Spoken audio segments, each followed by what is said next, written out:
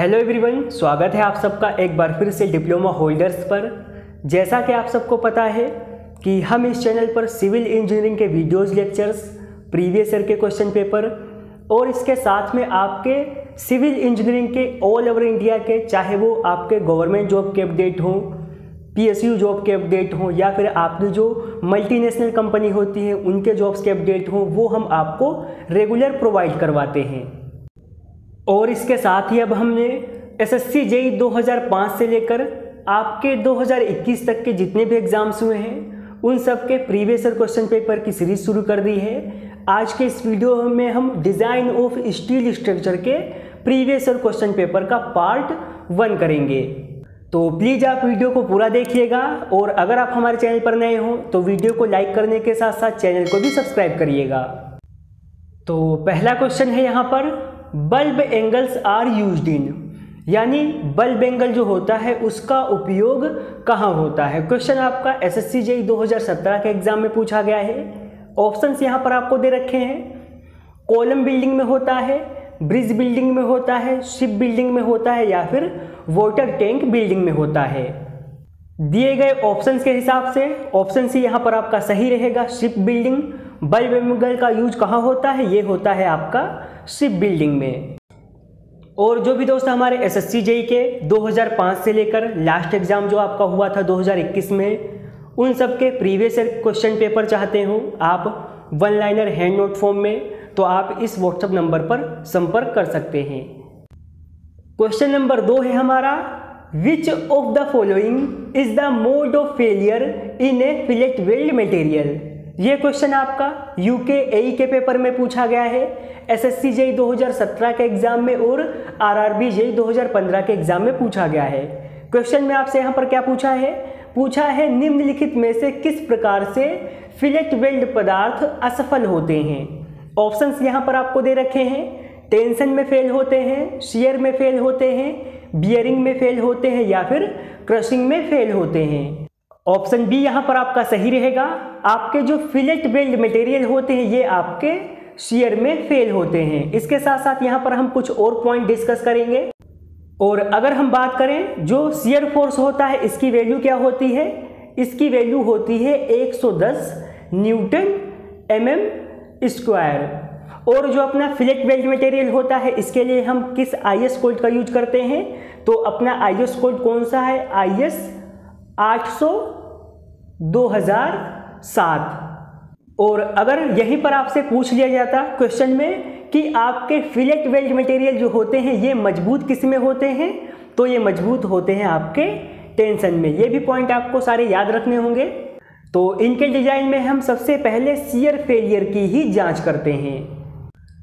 Question number 3 हमारा रहने वाला है, if 18 mm rivets are used in lacing bar then minimum width of lacing bar should be. यानी अगर आपकी कोई लेसिंग बार है वो 18 mm रिवेट का उपयोग होता है तो लेसिंग बार की न्यूनतम चौड़ाई कितनी होनी चाहिए। ऑप्शंस यहाँ पर आपको दे रखे हैं, 45 mm, 50 mm, 55 mm या फिर 60 mm।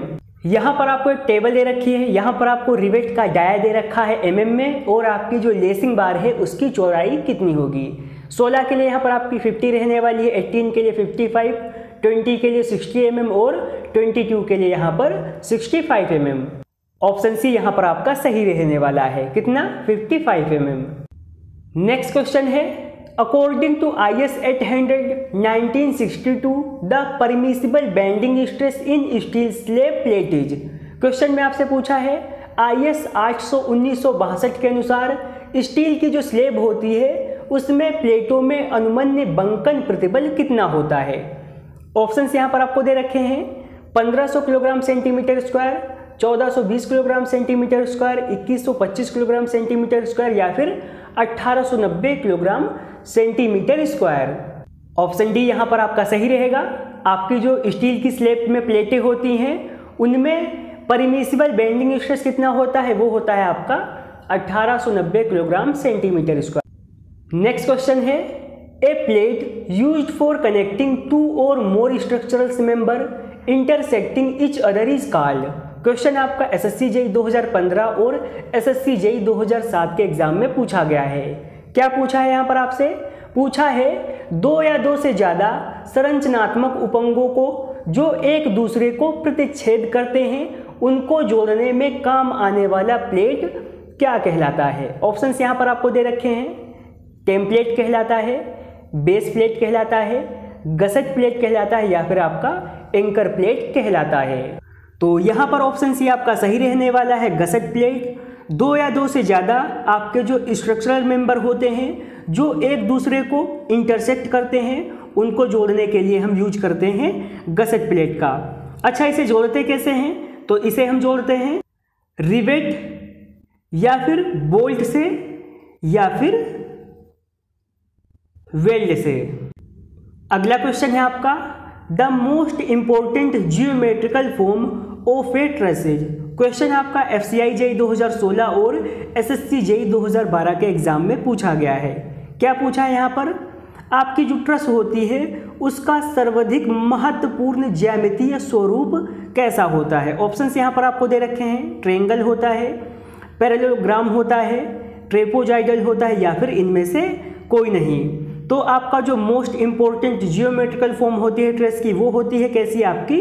वो होती है आपकी ट्रायंगल। और अगर हम बात करें कि आपकी जो स्लोप प्रूफ होती है उसका यूज हम कहाँ करते हैं, तो इसका यूज हम करते हैं जहाँ पर बारिश ज़्यादा होती है। ठीक है। और दूसरा पॉइंट है इसमें कि हम जो है इस फॉर्म में ही जो है हम ट्रस को क्यों बनाते हैं। तो इसके 2 एडवांटेज हैं। पहला क्या होता है कि इसकी जो है स्ट्रेंथ ज़्यादा होती है, ठीक है। और दूसरी क्या होती है कि इसकी जो लागत होती है वो इसकी कम आती है। और ट्रेस के जो मेंबर होते हैं उनकी संख्या जानने के लिए हम यूज किसका करते हैं?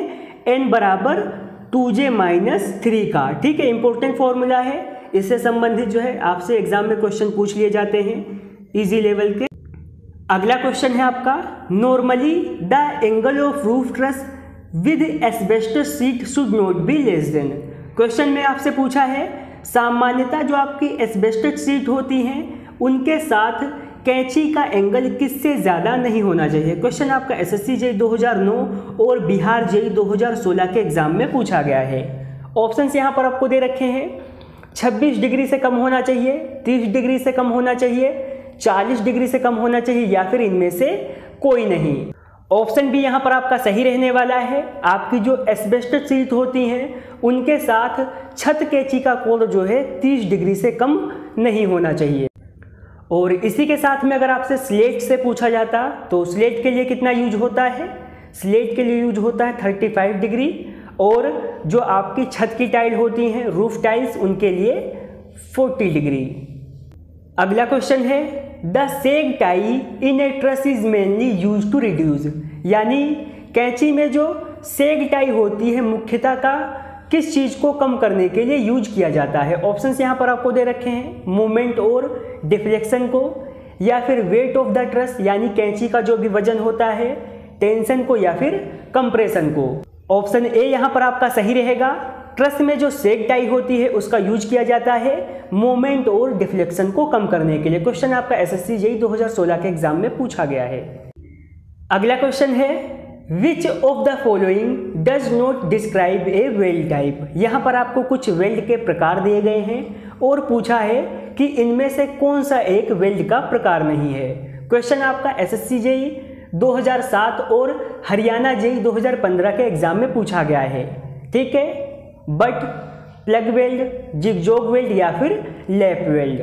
आपके कौन कौन से वेल्ड होते हैं? आपका बट वेल्ड होता है, प्लग वेल्ड भी होता है, लैप वेल्ड भी होता है, लेकिन आपका जिगजैग वेल्ड नहीं होता है। तो क्वेश्चन के हिसाब से यहाँ पर आपका ऑप्शन सी सही रहने वाला। अच्छा, बात कर लेते हैं जिगजैग की। तो जिगजैग क्या है? ये आपके बोल्ट लगाने की एक मेथड है। ठीक है, जैसे मान लो ये कोई आपका ऑब्जेक्ट है तो यहाँ पर अगर हमें बोल्टिंग करनी है तो हमें बोल्टिंग बिल्कुल सीधी नहीं करनी है कि एक ही लाइन में इधर भी इधर भी इधर भी। बोल्टिंग हमें इस हिसाब से करनी है, एक बोल्ट यहाँ पर, एक इस सिरे पर, एक इस सिरे पर, एक इस सिरे पर, इस हिसाब से जो है बोल्टिंग की जाती है। आज के इस वीडियो का हमारा लास्ट क्वेश्चन है, with the percentage increase of carbon in steel decreases it's. यानी स्टील में कार्बन की जो प्रतिशत है उसकी वृद्धि के साथ कौन सी चीज़ इसमें घट जाती है। ऑप्शंस आपको यहाँ पर दे रखे हैं। स्ट्रेंथ जो है रिड्यूज होती है, उसकी कठोरता जो है रिड्यूज होती है, ब्रिटनेस रिड्यूस होती है या फिर डक्टिलिटी रिड्यूस होती है। क्वेश्चन आपका एसएससी जेईई 2017 के एग्जाम में पूछा गया है। तो यहाँ पर ऑप्शन के हिसाब से ऑप्शन डी आपका सही रहने वाला है। अगर स्टील में कार्बन का जो परसेंटेज है वो बढ़ा दिया जाएगा तो स्टील की डक्टिलिटी जो है वो कम हो जाती है।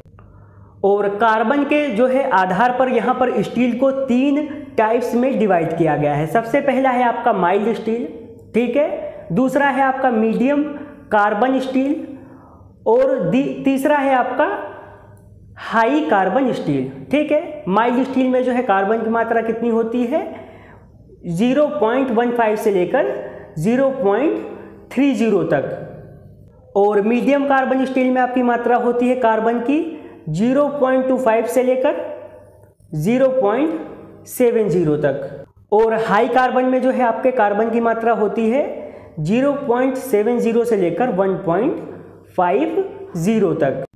तो अभी के लिए इतना ही। वीडियो को पूरा देखने के लिए आपका थैंक यू, शुक्रिया। अगला पार्ट भी जो है हम इसका बहुत ही जल्दी लेकर आएंगे। तो वीडियो पसंद आई हो तो लाइक करें, शेयर करें, चैनल पर नए हैं तो सब्सक्राइब ज़रूर करें।